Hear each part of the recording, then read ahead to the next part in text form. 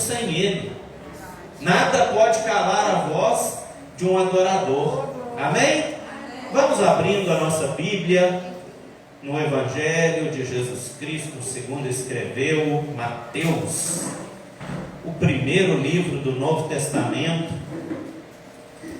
Aleluia! Glória a Deus. Se você está feliz com Jesus, dê um glória aí no seu lugar.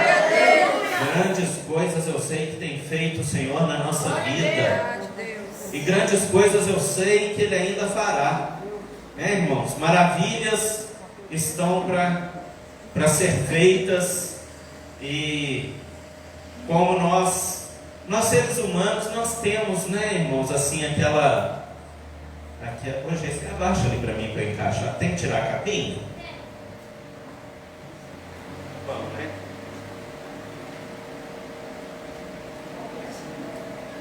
Aleluia. Isso.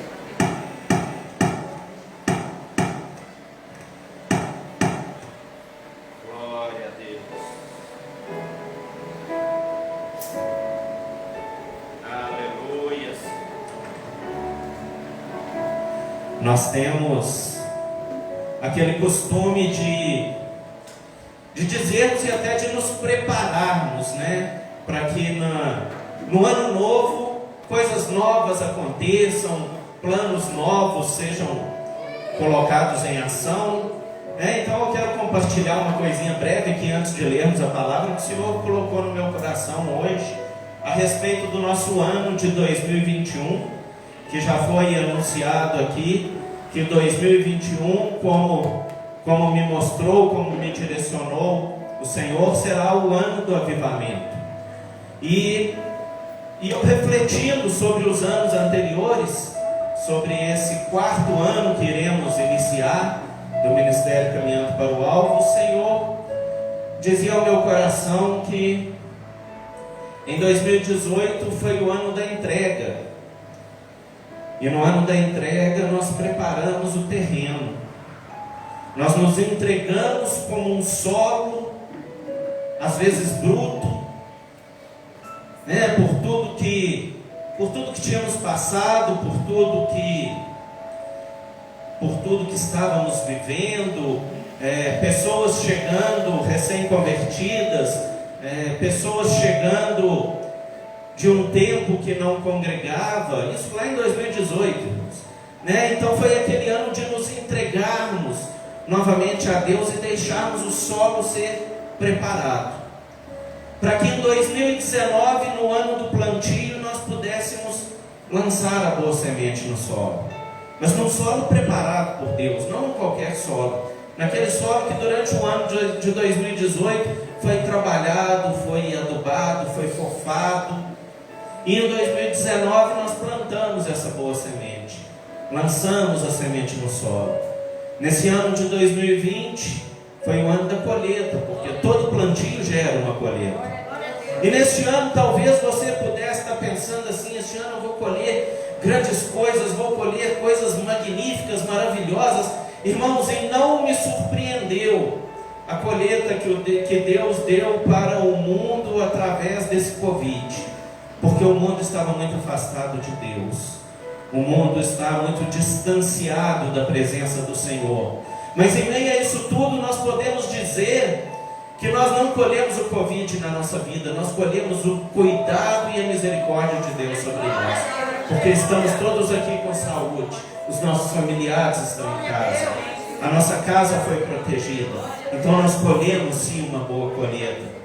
E tendo colhido essa boa colheita, o Senhor já nos tem preparado para nesse ano de 2001, nós recebermos agora o fogo do Espírito Santo de Deus.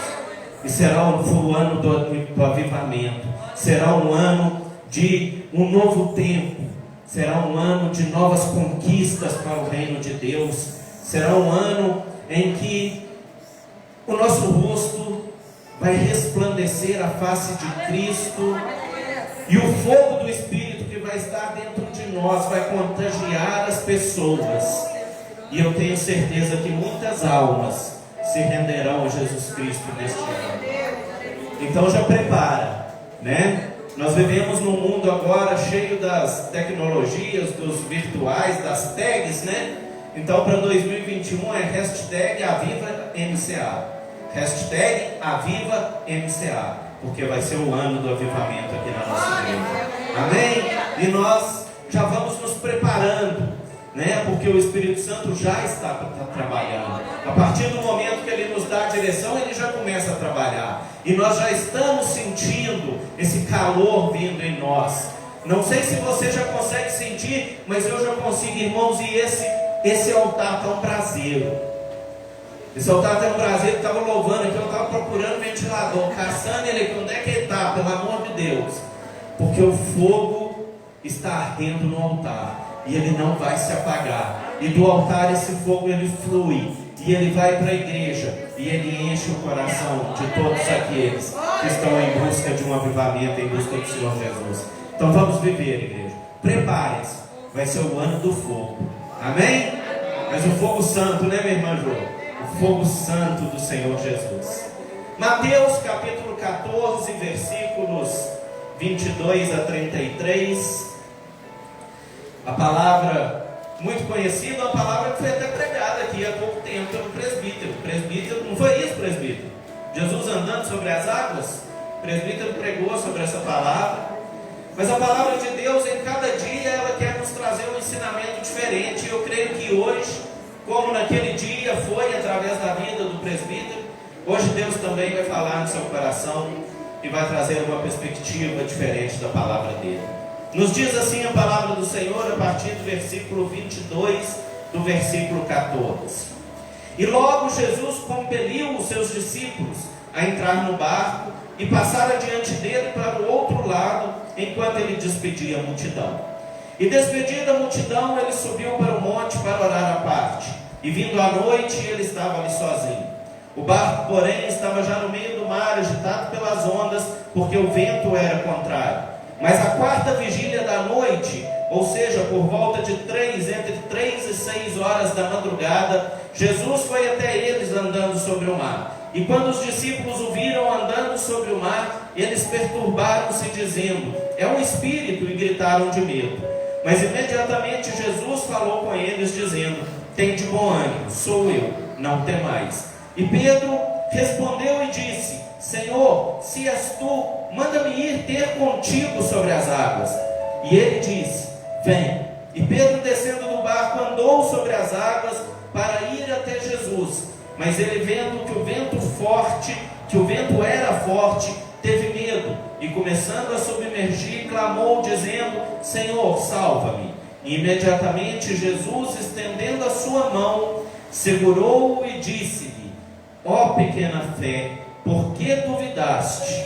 E quando eles entraram no barco, o vento cessou. Então os que estavam no barco, vindo, o adoraram, dizendo: verdadeiramente tu és o Filho de Deus. Amém, igreja?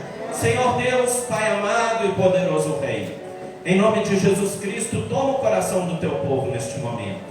Ó Pai, abra, Senhor, ó Deus, a mente para o entendimento da tua revelação, Pai, da tua palavra, e que em nome de Jesus Cristo nós possamos ser edificados, transformados e curados pelo teu poder e pela tua graça. Assim nós te oramos em nome de Jesus Cristo. Amém e glória a Deus. Podem se assentar, igreja.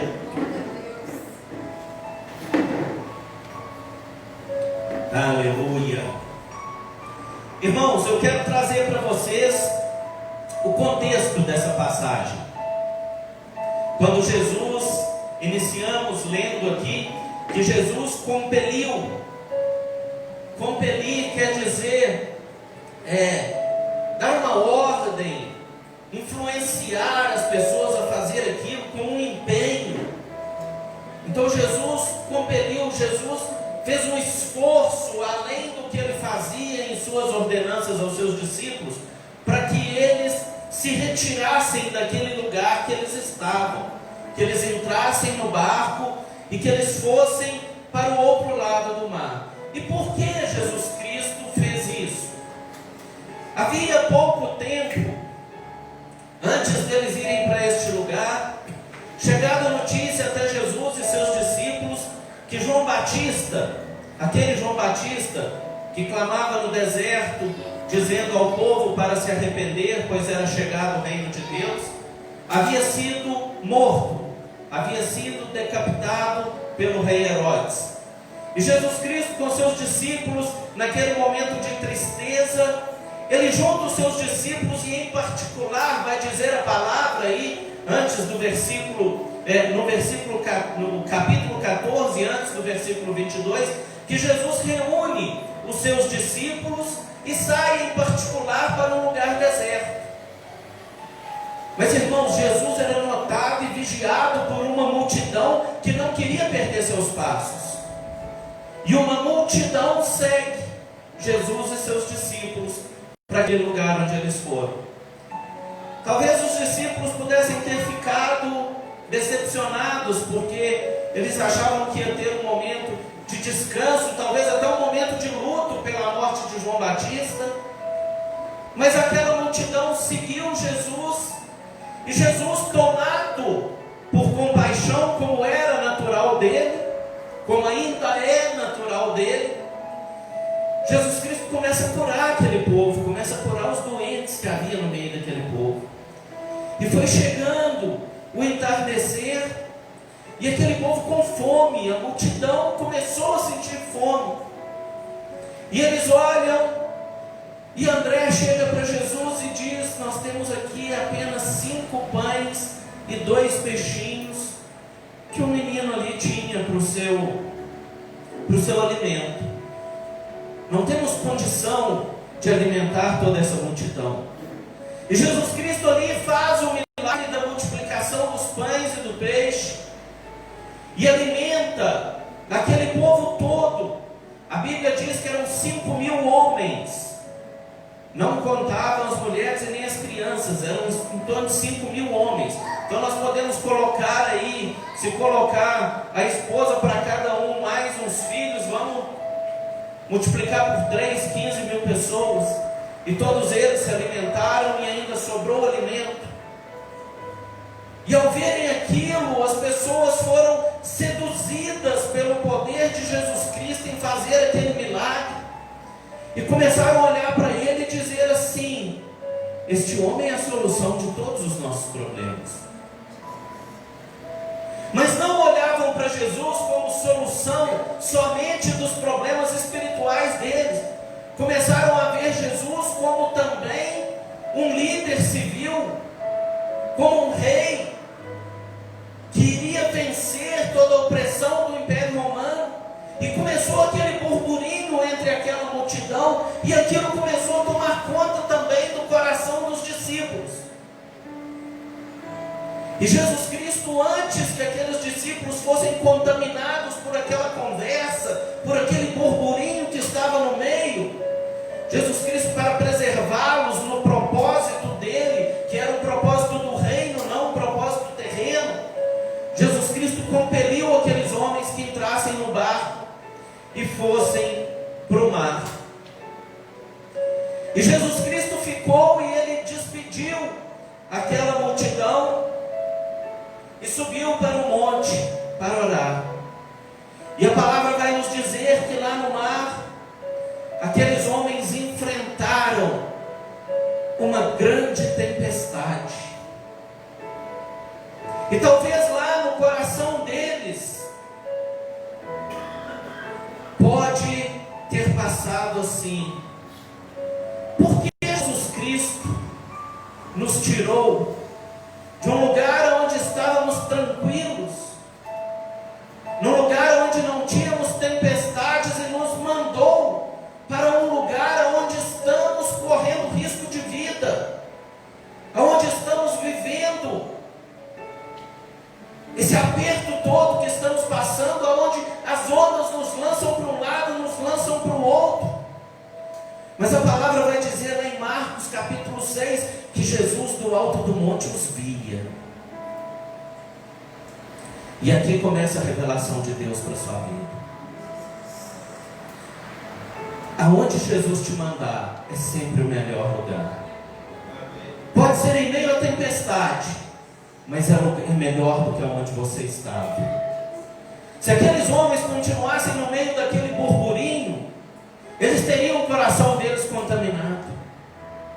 Eles também iam achar que Jesus Cristo tinha vindo à terra para ser rei na terra, e iriam perder o foco do propósito do reino de Deus. Jesus Cristo nunca vai te tirar de um lugar e te colocar em outro que seja pior para você. Aonde Ele te mandar, pode ter tempestade, pode ter ventania, pode ter o que for. Estar aonde o Senhor te colocou, estar aonde o Senhor te mandou, é melhor do que estar aonde Ele não quer que você esteja. E Jesus Cristo sempre vai estar te vendo. Era noite, irmãos, com tempestade. Aí você pode ver assim, os discípulos não estavam enxergando nada em volta do barco, não tinha condição de ver um palmo na frente do nariz deles, mas Jesus lá da terra, do alto do monte, não perdeu eles de vista nenhum momento. Irmãos, tempestade com Deus não é sinal de morte. Aqui é a segunda passagem que nós vemos, discípulos nos barcos, atravessando o mar, e o mar com um forte vendaval. Nós vemos lá quando Jesus estava também dentro do barco, e eles atemorizados foram acordá-lo, para que ele repreendesse o vento e a chuva. E vimos aqui nesta passagem que Jesus não estava, mas eles tinham ido por ordenança de Jesus. A tempestade que Jesus coloca na sua vida para você viver, ela não vai te matar.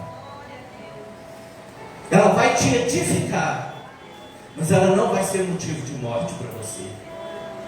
Creia, a tempestade que Deus coloca na nossa vida é para nos fortalecer, é para nos edificar, é para nos moldar, é para nos acrescentar da graça dEle, é para nos tornar melhores, não para nos causar morte, não para nos causar medo, mas é para nos causar confiança de que Ele está no controle do barco, de que é Ele quem está direcionando todas as coisas, inclusive o fato de você estar no meio dessa tempestade.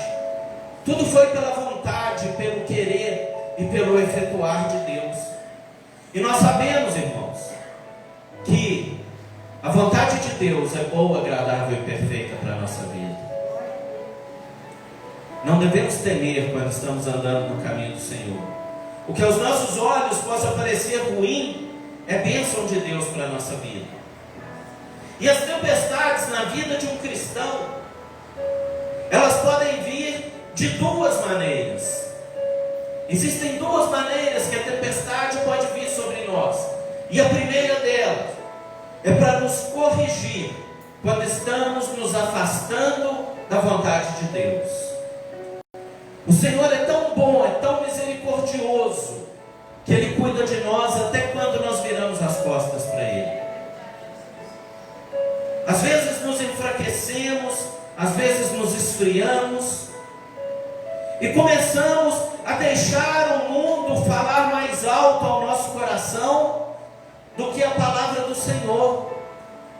E começamos a nos desviar em nossos caminhos, começamos a perder o foco no alvo, começamos a perder o direcionamento da nossa caminhada. E nesse momento, Deus, por amor, irmãos, é por amor, não tenha dúvida disso, Deus lança uma tempestade em nossa vida. E por que Deus lança essa tempestade, irmãos? Porque é na dificuldade que nós reconhecemos que somos dependentes de Deus. Muitas vezes na bonança, muitas vezes quando temos tudo que queremos, nós começamos a esquecer que nós dependemos de Deus para tudo na nossa vida. Nós começamos a nos achar autossuficientes, começamos a nos achar demais. Em alguns casos começamos até a dizer, porque eu isso, eu aquilo, eu fiz, eu aconteci. E começamos a tirar a glória de Deus e trazer a glória para nós mesmos. Aí a tempestade do Senhor, ela vem para nos trazer de volta ao caminho. Vem para nós reconhecermos que nós dependemos dEle. Dependemos da misericórdia, do amor, da bondade, da benignidade. Dependemos dEle até para respirar o ar que nós respiramos.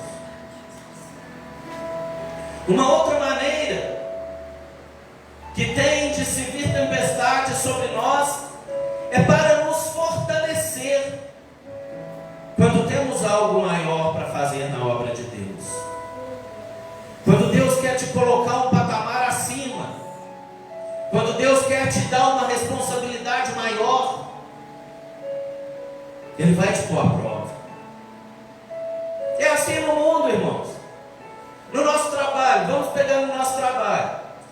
Você está lá num lugar, num setor, na empresa que você trabalha, e de repente o seu gerente ou o seu patrão vê uma oportunidade de te colocar um cargo acima do que você está. Ele vai te testar, ele vai te colocar à prova, ele vai te colocar em situações difíceis, para ver como você vai sair nelas, para ver se ele pode te confiar algo maior. E o Senhor, quando quer nos dar algo maior, Ele nos põe à prova, Ele nos testa. Ele testa a nossa fé, Ele testa a nossa confiança, a nossa dependência nele. Ele testa a nossa resistência nos momentos difíceis. Ele testa o nosso amor pelo próximo. Ele testa a nossa caridade, a nossa generosidade. Por quê? Porque Ele tem algo preparado para nos dar. E nós precisamos sair da zona de conforto que nós estamos, acordarmos, acelerarmos, para podermos receber aquilo que Ele tem para nós. Aí é necessário uma prova, uma lutinha lá, que às vezes de lutinha não tem nada, às vezes parece mais a luta de Jó, mas sabendo, irmãos, que Deus está ali no controle. Jó achava que conhecia Deus, né, Tati?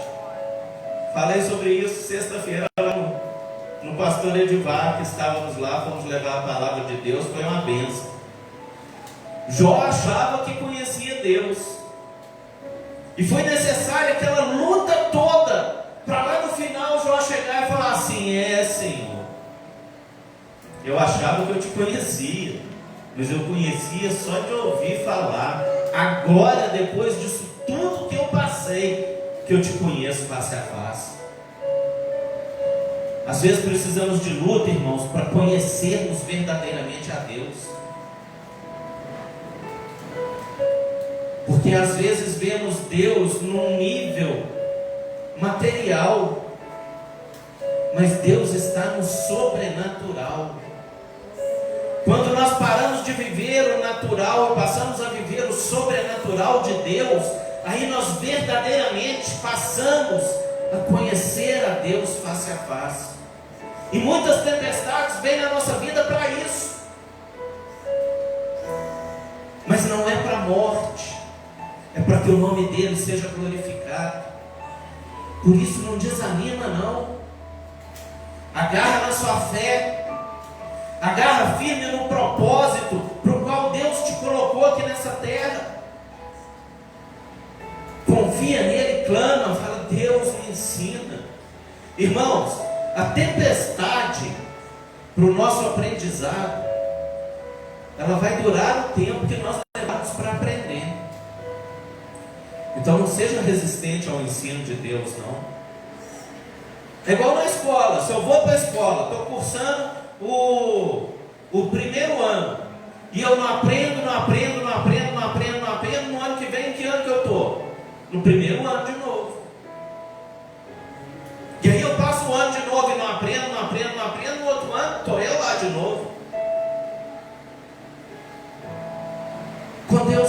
coisa, Ele quer nos ensinar. Nós precisamos ter humildade, nós precisamos ter sabedoria para aprendermos. Porque aí a hora que nós aprendemos, a tempestade cessa. O nível maior chega. Nós começamos a ser usados num novo patamar por Deus, num outro nível. Muitas pessoas vão deixar de ser ali do nível em que era aquela multidão e vai passar para o nível dos discípulos no tempo da luta, no tempo da guerra.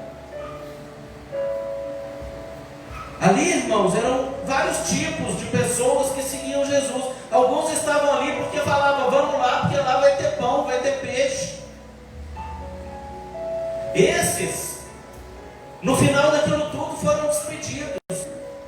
Quem ia continuar com Jesus dali para frente eram os discípulos, é um outro nível. Pessoas que já haviam passado pelas suas tempestades, pessoas que já haviam aprendido com Jesus, pessoas que estavam num nível superior de intimidade com Deus na caminhada, pessoas que cresceram em suas lutas. A aflição daqueles homens no barco durou grande tempo no mar. A palavra vai dizer que durou de antes do anoitecer até a quarta vigília, quando Jesus foi ter com eles. A quarta vigília é de 3 horas da manhã às 6 horas da manhã. Se nós considerarmos que aquele povo foi para o mar antes de anoitecer, nós podemos considerar que eles ficaram naquela luta ali, naquela tempestade por mais ou menos umas 9 horas. Imagine, irmãos, você pode pensar assim, 9 horas é pouco, mas vai ficar 9 horas dentro de um barquinho, no meio de uma tempestade.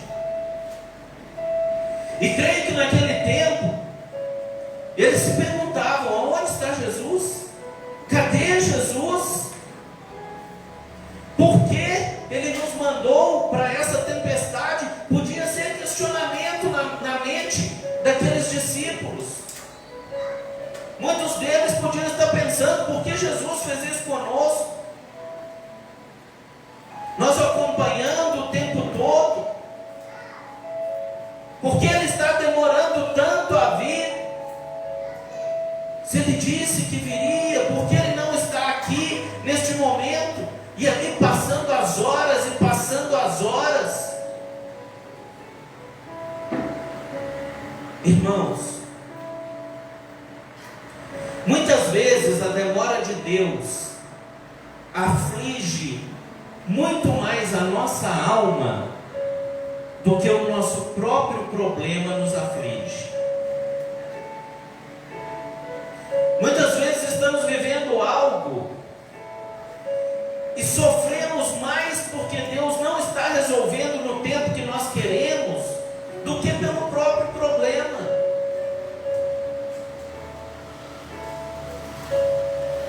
Nós temos que saber que o tempo é de Deus. Existe tempo para todas as coisas debaixo do céu. Há tempo de sorrir e há tempo de chorar. Há tempo de bonança, há tempo de bom tempo, há tempo de tempestade. E muitas vezes, por falta de confiança no poder e no agir de Deus, ou por pressa do nosso coração, queremos que as coisas aconteçam fora do tempo de Deus. A sua tempestade só vai cessar no momento em que Deus perceber que o propósito para o qual ela foi colocada esteja cumprido. Antes disso, ela não vai cessar. E muitas vezes nós achamos que já não temos mais força para seguir. Senhor, eu já não aguento mais e o Senhor não chega. As minhas forças acabaram e o Senhor não vem ao meu recurso. Igreja, presta atenção nisso.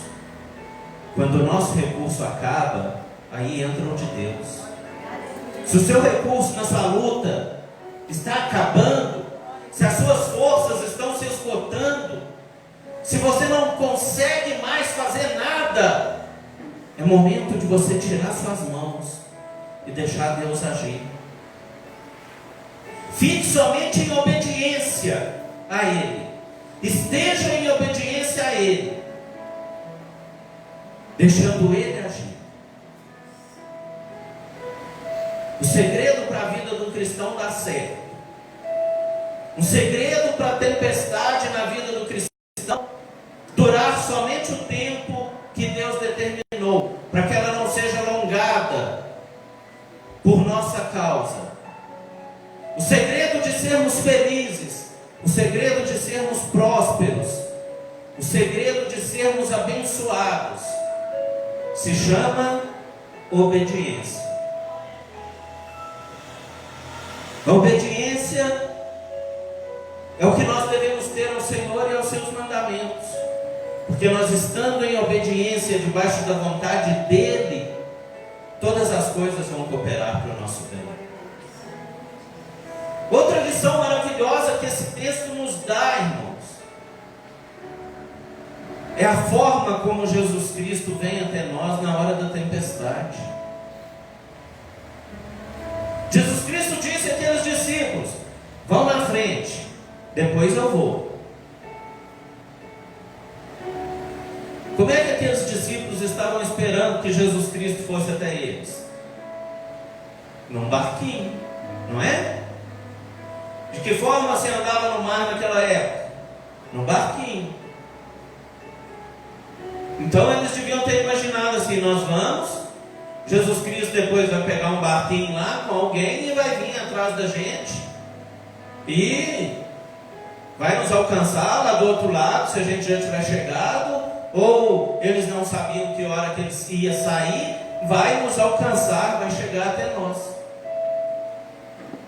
Mas Jesus Cristo se apresenta a eles andando por sobre as águas. E quando aquele povo olha, o que acontece? Fantasma! E se atemorizaram. Irmãos, muitas vezes estamos vivendo tempestade e o Senhor vem até nós de uma maneira que não é a que esperamos, e nós achamos que não é Ele. Às vezes até repreendemos: sai para lá, Satanás, sai para lá, coisa ruim. Mas às vezes é Jesus chegando de uma maneira diferente da que você estava esperando. Nós temos que ser sensíveis à forma como Jesus veio até nós. Nós temos que ter discernimento para identificarmos ali se é Jesus mesmo chegando, ou se é o que eles chamaram lá de fantasma. Eu creio que todos aqui iriam se assustar, irmãos. Todo mundo iria se assustar. De repente vindo alguém andando por sobre as águas vestido de branco, no meio das ondas, surgindo naquela escuridão, em meio aos relâmpagos. Mas precisamos ser sensíveis a isso, a forma como Jesus vem até nós. Jesus, ele não usa métodos tradicionais para manifestar o seu poder, nem tampouco métodos exibicionistas. Jesus não foi sobre as águas para se exibir, porque Jesus não precisa se exibir. Mas ele não usa meios tradicionais para que a gente possa ver o poder dele em ação, as maravilhas dele em ação.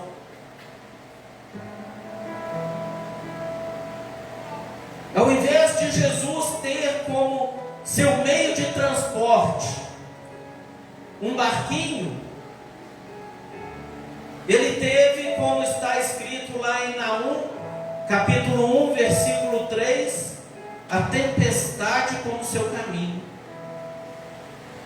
Lá em Naum vai dizer que Jesus faz da tempestade, da tormenta, o seu caminho para chegar até o seu povo. A tormenta que você está vivendo, a luta que você está passando, ela é o caminho pelo qual Jesus Cristo está caminhando para chegar até você, para te abençoar e para trazer o poder dele sobre a sua vida. A questão é o que fazemos quando ele vem. Os discípulos se assombraram. E nós, como temos agido na chegada de Jesus? Como temos agido na vontade dele? E outra coisa interessante, irmãos, lá no versículo 27, no versículo 26 vai dizer que os discípulos gritaram: é um espírito. E aí Jesus diz a eles: tende bom ânimo, sou eu, não temais.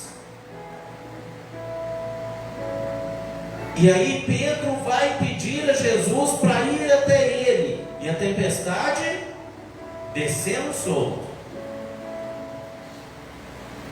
Antes de Jesus acalmar a tempestade na sua vida, ele vai acalmar você.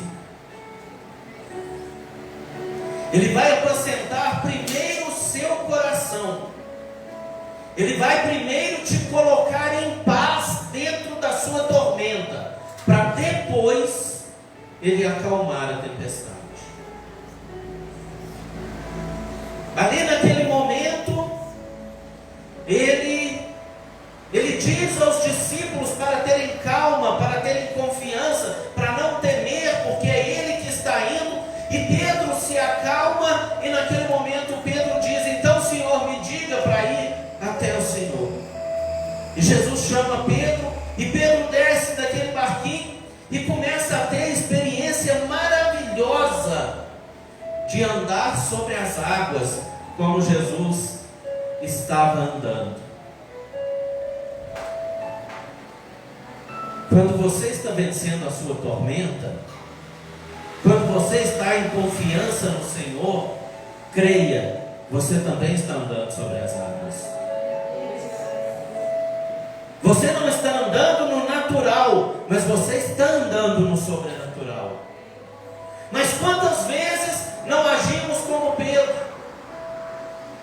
quase chegando ao encontro de Jesus, se distrai com a tempestade e começa a afundar.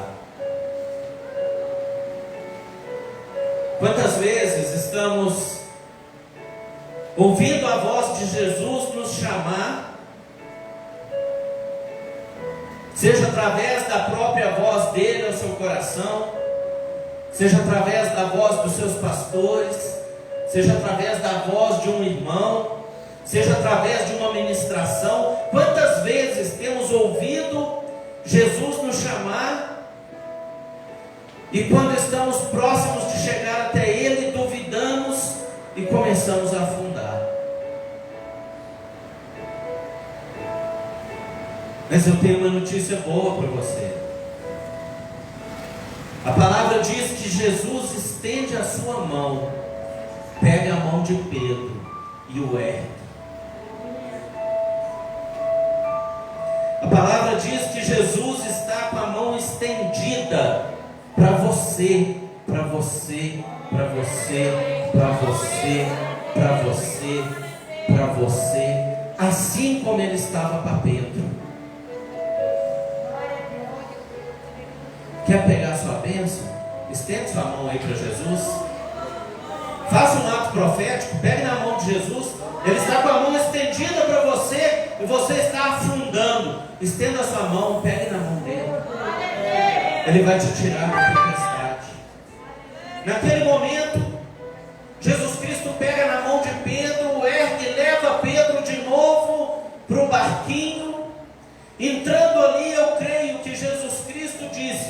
Agora quem dirige esse barco sou eu.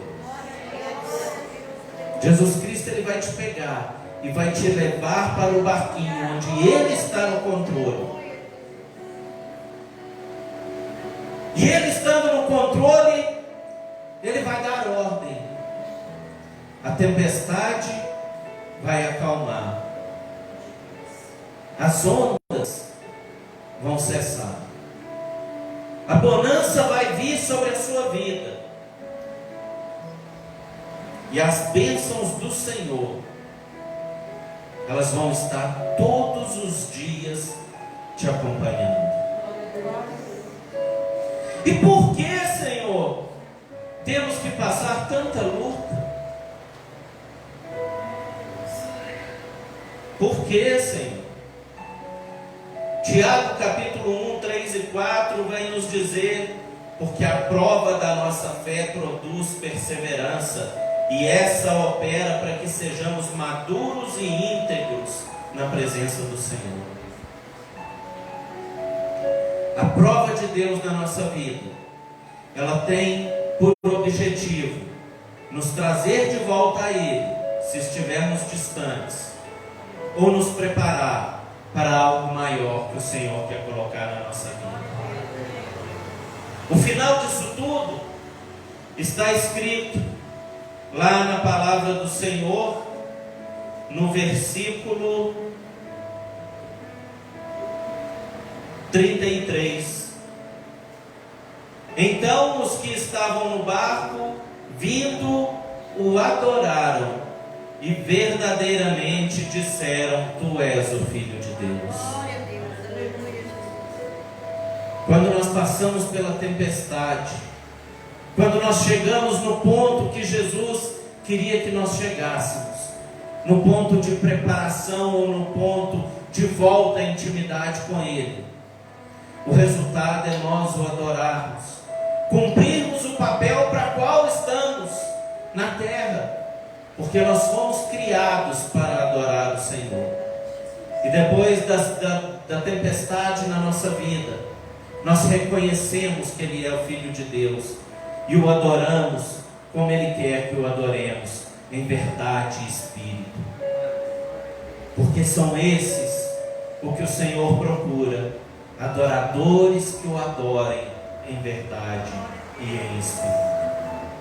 Que você possa ter sido abençoado por esta palavra, que você possa se colocar da maneira como o Senhor espera que você se coloque diante das tempestades e diante das lutas, porque grandes coisas Ele tem para fazer na sua vida, e grandes coisas eu tenho certeza Ele fará, porque temos caminhado em busca de uma intimidade maior com o Senhor, temos caminhado em busca de uma entrega maior a Ele, temos caminhado em busca de uma intimidade cada dia maior e mais próxima do nosso Senhor Jesus Cristo.